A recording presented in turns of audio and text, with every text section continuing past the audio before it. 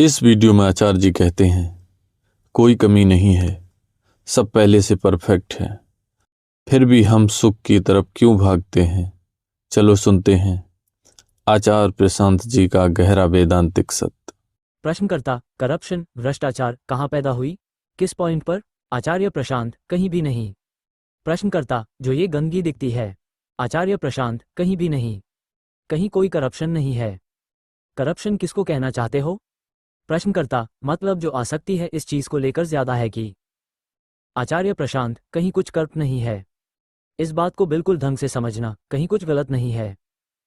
चाहो तो लिख लो, all is already and always perfect. There is no corruption, no deficiency, no incompletion.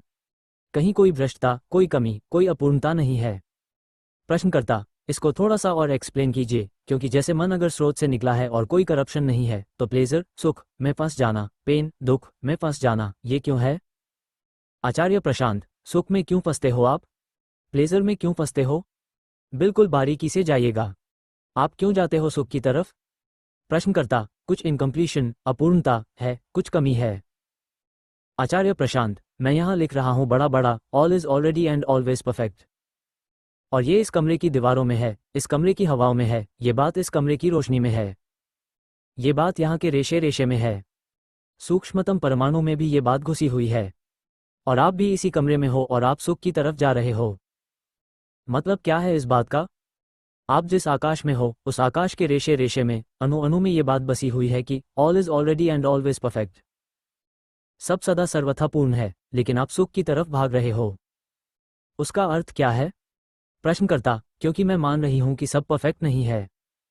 आचार्य प्रशांत, बस बस बस बस, तो ये जो तुमने कहा कि करप्शन क्यों है, यही करप्शन है कि तुम मान रहे हो कि करप्शन है। करप्शन है ही नहीं, करप्शन है ही नहीं। पर हमें ये विचार है कि कुछ कमी है और इस कमी को पूरा करने के लिए हम किस तरफ को जाते हैं? प्रश्नकर्ता, सुख की तरफ। आचार्य प्रशांत, सुख की तरफ, प्लेजर की तरफ।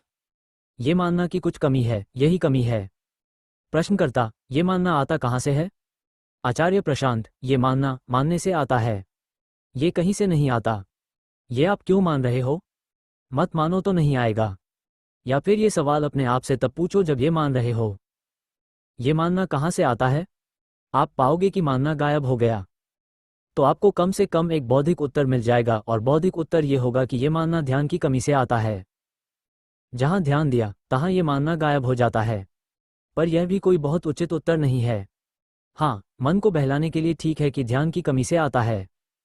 ये मानना बस मानना है। जहां देखा कि मैं मान रहा हूं कि कुछ कमी है, वहीं समझ लो माया है। माया क्या है? कमी का आभास। माया क्या है? वो बस भासती है, प्रतीत होती है। और क्या प्रतीत होता है? कुछ कम है, कुछ कम है। जबकि हवा में और दीवारों में और रोशनी में हर जगह लिखा हुआ है कि सब परफेक्ट है, पूरा है। तो जब ये पूछो कि समस्या क्यों है, क्योंकि तुम पूछ रहे हो, विचार उठा है ये, अन्यथा कहाँ है? तुम किसी ऐसी चीज की ओर इशारा करके पूछ रहे हो कि ये क्यों है, जो है ही नहीं। जैसे तुम यहां इशारा करो कि कमरे में बरगद का पेड़ क्यों है, तो मैं क्या बोलूंगा? मैं बोलूंगा कि जाओ उसको ध्यान से देखो और पूछो कि तू क्यों है। और क्या होगा इससे? जैसे ही ध्यान से देखोगे तो क्या दिख जाएगा? प्रश्नकर्ता, है ही नहीं। आचार्य प्रशांत, है ही नहीं। तो जो तुम पूछ रहे हो कि कुछ भी भ्रष्ट क्यों हुआ, कुत्सित क्यों हुआ, दूर क्यों हुआ, खंडित क्यों हुआ ही नहीं। तुम कह भर रहे हो कि हुआ, या यूं कह लो कि इसीलिए हुआ क्योंकि तुम कह रहे हो। जैसे भी बात को घुमाना फिराना है, जैसे भी करना है। जैसा कि आचार्य जी ने बताया, कमी का मानना ही माया है। जहाँ ध्यान गया वहीं भ्रम मिट गया। अगर वीडियो ने आपको सोचने पर मजबूर किया हो तो इसे शेयर करें, सब्सक्राइब करें हमारे चैनल को। धन्यवाद।